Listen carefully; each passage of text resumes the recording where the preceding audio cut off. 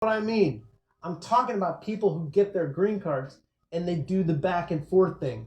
They get their green cards, but then they travel extensively back and forth to a foreign country. Maybe they're working in the foreign country.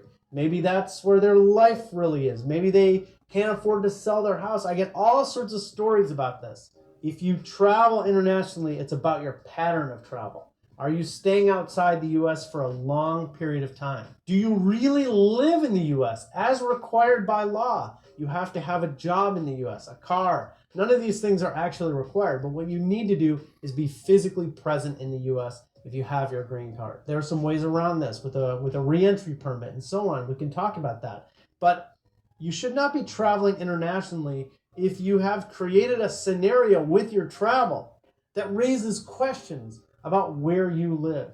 Because if you're spending long blocks of time outside the US, or you're traveling frequently outside the US, then it raises questions about where you live. And it raises the presumption that you might not live in the US. You might actually be having your green card and living outside the US. And if that's true, when you come back into the airport, they're going to pull you aside. They're going to make you go see an immigration judge for what's called abandonment proceedings. And in court, they're going to challenge where you actually live. You don't want to do that.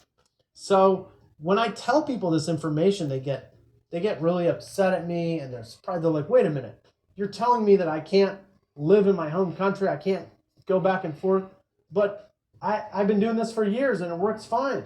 Or they say, my friend, and I know many people, they're all doing this. Why are you telling me I can't do this?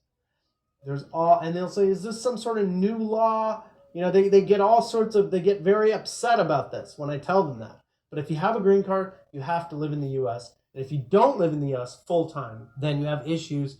Refrain from travel. Consult with a lawyer about this. This is tricky. You don't want to lose your green card right now.